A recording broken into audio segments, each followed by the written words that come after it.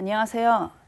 오늘 세 번째 강의를 맡게 된 스플라이빗에서 사업 개발을 총괄하고 있는 이소희입니다. 진정으로 현 화폐를 대체할 수 있는 가상화폐가 있을까요? 크립토 시장의 대표적인 크립토인 비트코인을 보게 되면 가상화폐로 대체하기에는 크게 두 가지의 문제점이 있습니다. 첫 번째는 스케일러빌리티, 확장성, 범위성인데요. 이것은 사용자가 늘어남에 따라 유연하게 대응할 수 있는지의 여부입니다. 두 번째는 리미티드 서플라이, 공급이 제한되어 있습니다. 비트코인은 원래 공급이 제한되어 있기 때문에 가치가 올라간다는 장점이 있지만 이것은 화폐로 대체하기에는 어려움이 있습니다. 그래서 요즘에 디파이 상품들이 여러 개가 나오고 있는데 그중에서 대표적인 것 중에 하나가 바로 앰플포스입니다. 티커는 AMPL입니다. 디파이 생태계를 한눈에 볼 수 있는 디파이 마켓캡을 보시게 되면요. 앰플포스는 랭크 7위에 있고 마켓캡이 $380 밀리언 정도가 되면 한화로 약 4,500억 원 정도 됩니다. 예전에는 불과 몇 주만 해도 유니스왑 같은 디센트럴라이즈된 익스체인지나 쿠코인, 빗피넥스에서만 거래가 되었었는데요. 최근에는 플라이빗뿐만 아니라 게이트.io 후 등 다양한 거래소에 상장을 하게 되었습니다. 앰플포스의 구조를 살펴보겠습니다. 앰플포스는 기존에 없는 전통 금융시장에 없는 특이한 성격을 가졌습니다. 어댑티브 머니라고 하는데요. 시장 상황에 따라서 매일 24시간 공급량이 조절되는 디지털 화폐입니다. 첫 번째 특징으로는 일라스틱 서플라이, 탄력적 공급이 있고요. 두 번째는 non-dilutive, 희석되지 않다는 특징이 있습니다. 자세히 설명을 드리면 탄력적 공급이란 뜻은 기존의 화폐, fiat은 정부나 중앙기관에서 경제 상황에 따라서 화폐를 찍어내면은 이게 바로 탄력적 공급입니다. 하지만 비트코인은 탄력적인 공급이 없습니다. 왜냐하면 아까 말씀드렸듯이 supply is fixed. 그 수량이 제한되어 있기 때문에 가격에 변동할 여지가 많습니다. 그렇기에 비트코인을 기반으로 하는 서비스나 채권 계약에 대한 화폐 안정화에 대한 어려움이 있습니다.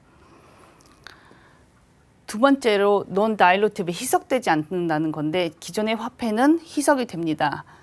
정부나 중앙은행에서 화폐를 찍어내서 유통을 시키게 되면 그 화폐의 화폐량이 늘어남에 따라서 개인이 갖고 있는 화폐는 가치는 줄어들게 됩니다. 이것이 바로 희석이 된다는 뜻입니다. 하지만 앰플포스는 공급이 조절이 되지만 비례적으로 적용이 되기 때문에 희석이 되지 않습니다. 이 뜻은 바로 10%의 토탈 서플라이가 유통이 된다고 해도 개인이 만약에 n분의 1을 갖고 있다고 치면 이 n분의 1이 $1,000라고 가정을 하게 되면 이 n분의 1은 변함이 없습니다. 대신에 $1,000가 $1,100로 된다는 그런 뜻입니다. 이게 바로 희석이 되지 않는다는 뜻입니다. 앰플포스는 비트코인과 현 화폐 fiat의 장점만을 모은 것입니다. non-dilutive와 elastic, 이 두 가지의 장점을 합친 것이 바로 앰플포스입니다. 앰플포스의 목적을 보면요. 디파이의 정의인 탈중앙화된 금융이라는 장점이 있습니다. 이 뜻은 정부나 중앙은행처럼 중간에 매개체 없이 스마트 컨트랙트가 중간에 끼게 됩니다. 그러면 기존의 중앙은행이나 정부에 신뢰를 하고 의존해야 됐던 것들이 없어지게 된다는 장점이 있습니다.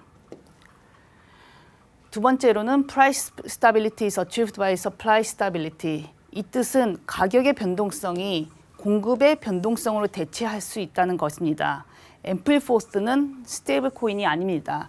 스테이블 코인을 말씀드리자면 USDT, 테더 상품처럼 패깅이 되어 있는 그런 코인을 말씀드리는 건데요. 홍콩 달러가 US 달러로 패깅되어 있다는 것을 생각하시면 쉬울 것 같습니다. 마지막으로 앰플포스는 다른 화폐들과 분산, 디커플되어 독립적으로 변동을 합니다. 기존의 메이저 코인들은 한 방향으로 움직이는 그런 추세가 있지만 앰플포스는 그 화폐들 간에 분산되지 않은 기존의 연관성을 보완할 수 있다는 장점이 있습니다.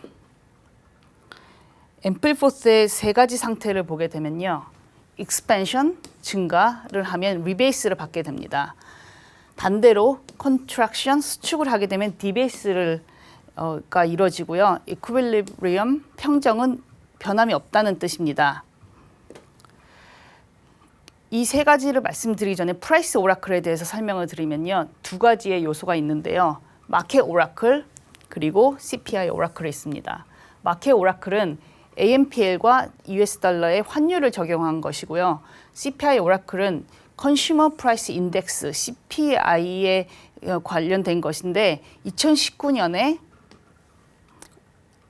1.009달러가 갖고 있는 purchasing power, 구매력을 어떻게 소화할 것인지에 대한 연산을 한 것입니다. 이 뜻은 익스판션에서 보시게 되면 A라는 분이 하나의 앰플을 1달러를 주고 사게 되었을 때 수요가 늘어남에 따라서 하나의 앰플 가격이 2달러로 증가를 하게 되는 경우에는 이 2달러가 타겟 프라이스인 1.009달러보다 크기 때문에 리베이스가 이루어집니다. 그러면 공급이 1 앰플포스가 2 앰플포스로 변하게 되고 그 자산의 가치가 2달러였던 것은 그대로 남아 있습니다. 그러면 1 앰플포스는 1달러라는 뜻입니다. 컨트랙션 수축에서는 반대입니다. A라는 사람이 1 앰플포스를 1달러로 샀을 때 수요가 줄어들어서 1 앰플포스가 0.5달러라는 가치를 가지게 되는 상황에서 이 0.5달러는 타겟 프라이스인 1.009보다 작습니다. 그래서 디베이스가 이루어지게 됩니다. 이 뜻은 1 앰플포스가 0.5로 줄어들고 하지만 그 가치는 아까와 같이 0.5달러랑 똑같이 유지가 됩니다. 그러면 이 뜻은 아까 말씀드렸듯이 1 앰플포스는 1달러를 가치를 가지게 됩니다. 이퀄리브리엄은 공급에서 변화가 없기 때문에 number of 앰플포스에서 체인지가 없다는 그런 뜻입니다. 세 가지의 목적을 보게 되면요.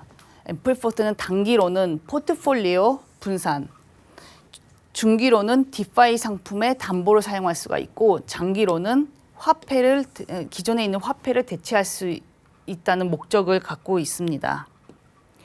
마지막으로 앰플포스의 가치를 정확하게 판단하기 위해서는 앰플포스의 보유량뿐만 아니라 현 시세 가격을 정확하게 알고 계산을 해야 될 것입니다. 앰플포스의 공급량은 현 시세를 반영하지 않다는 것을 정확하게 아시고 그 이론가가 반영이 되었는지에 대해서 본인들이 각 판단을 하셔야 될 것입니다. 앰플포스는 아직 시험 단계이기 때문에 현 화폐를 대체할 수 있을지에 대해서는 앞으로 두고 봐야 될 것 같습니다. 지금까지 앰플포스에 대한 설명을 드렸습니다. 플라이빗에서 이소희였습니다. 감사합니다.